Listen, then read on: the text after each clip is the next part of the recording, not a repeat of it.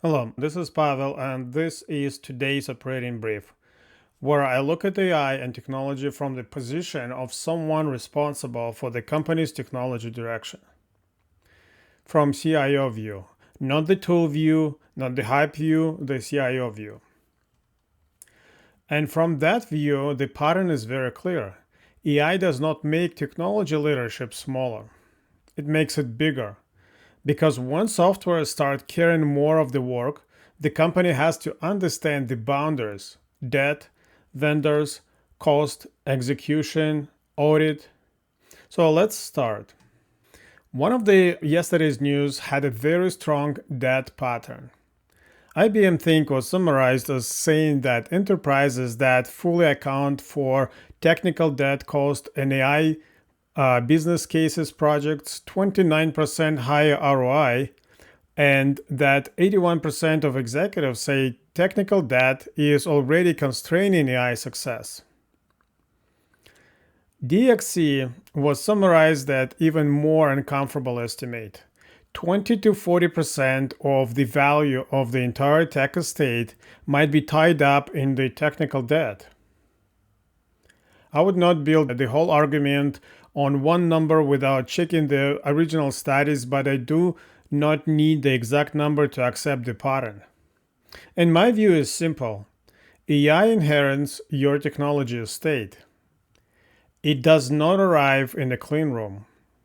It arrives into the old integrations, messy data, fragile workflows, half-documented systems, shadow spreadsheets, duplicated customer records, and vendor tools that were bought at different times for different reasons. From CIO perspective, that matters because AI projects are often sold as a new layer. Put AI on the top, add an assistant, connect the agent, but if the layer underneath is carrying debt, the AI does not make the debt disappear. It makes the interest payment faster. For a service company, the move is not to stop AI. The move is to add one CIO question before funding the next initiative. What debt does this AI project inherit?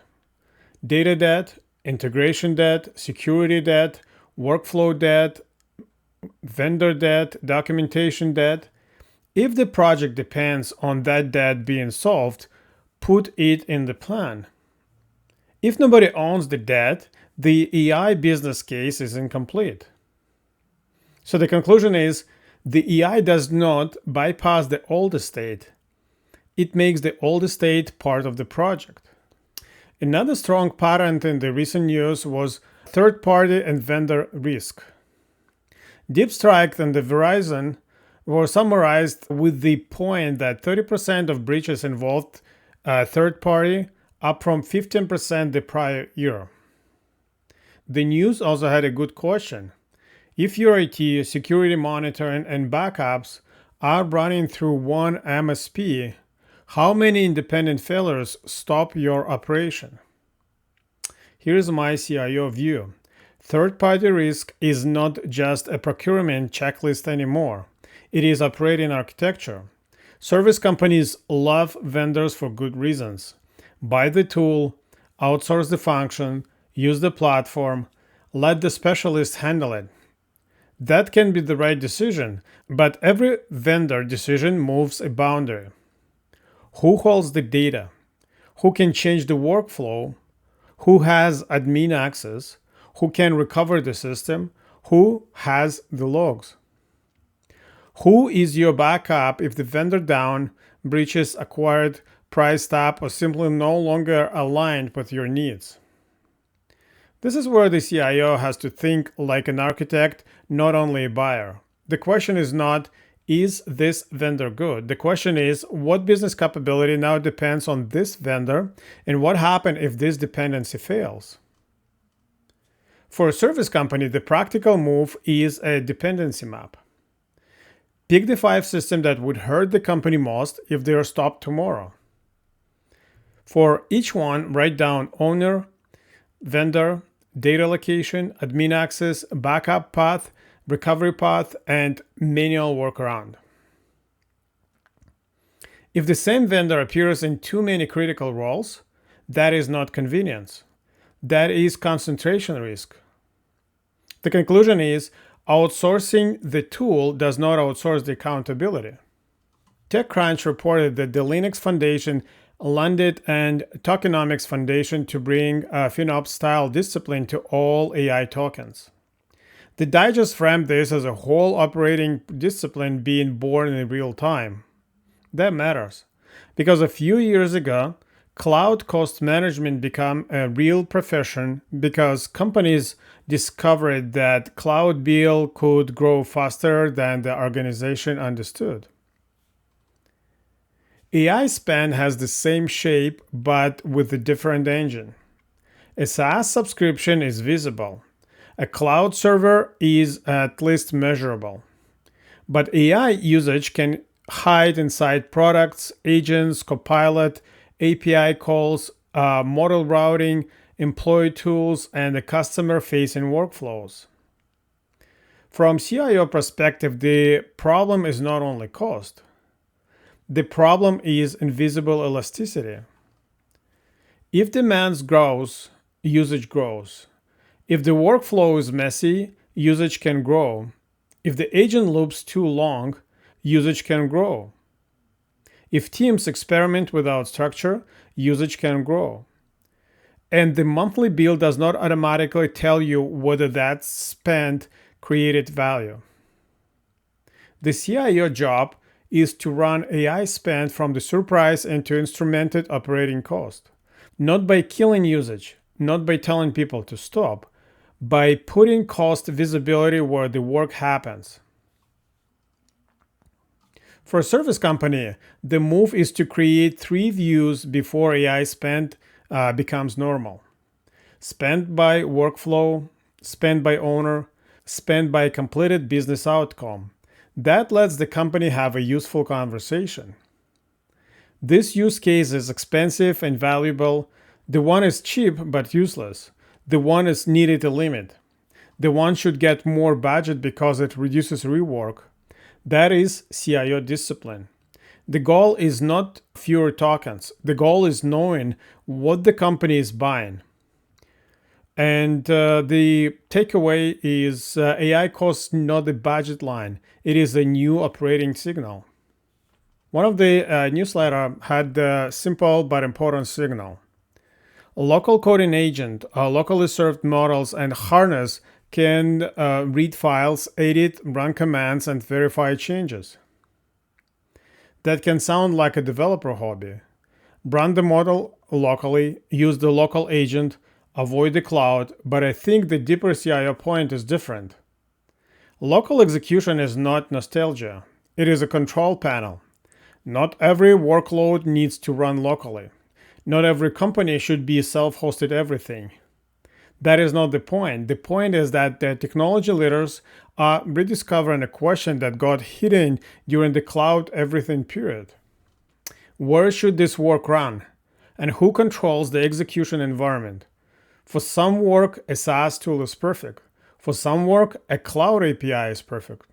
For some work, the company needs stronger control because the data is sensitive, the workflow is regulated, the files are local, the latency matters, the audit requirements is high, and the vendor dependency is too risky. I can read, summarize, transform, and act on a lot of company contexts.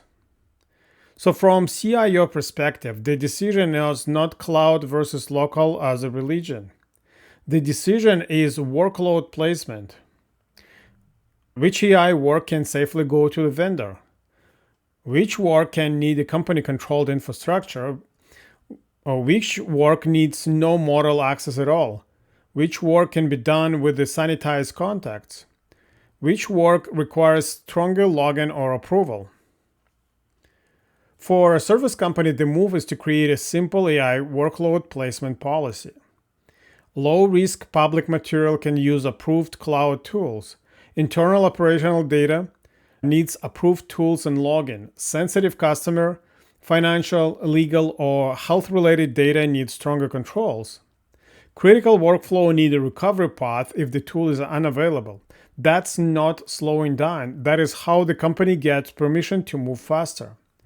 So the takeaway, the CIO question is not where the AI is coolest. It is where the AI is controllable. One article points to a agentic system and supports both that can act, answer, and represent the company. The practical issue keeps coming back to the same place. If software can act, the company has to know what happened. Here's my CIO view. Every agent needs an audit trail. Not the cute name, not the personality, an audit trail. What system did it access? What data did it read? What decision did it make? What action did it take? What policy or instructions did it follow? Who owns it? Who can shut it off? Who reviews exceptions? This is one of the biggest differences between a toy AI workflow and the operating workflow. In a toy workflow, if AI gets something wrong, someone shrugs. In the operating workflow, the answer might affect the customer, an invoice, a claim, a schedule, contract and record, or a promise. Then the company cannot accept the AI did it. That is not an answer. From CIO perspective, an AI agent is closer to sensitive service account and integration and junior employee all mixed together. It needs identity, it needs permission, it needs scope, it needs logs, it needs an owner. And it needs a recovery path. For a service company, the move is to create an agent register before the agent count growth. Agent name, business owner, technical owner, system accessed, actions allowed, approval rules, logs location, review cadence, kill switch. That sounds heavy until the first time something changes a record, sends the wrong message, or deleted the wrong task and nobody knows what did it. If software can act for a company, the company needs to know exactly how it acted. So this is today's brief. It makes the CIO job bigger than software is moving closer to the center of the business. The debt matters, the vendors matters, the cost signal matters, the execution environment matters, the audit trail matters. That is the larger shift to a service company. The service is not just buying tools. It is moving more of the operating model into technology. And once that happens, CIO role is not only keeping systems running, it is making the business boundaries visible, controllable, and recoverable. That tool is never the point. What it changes is. Thank you, and I will talk to you soon.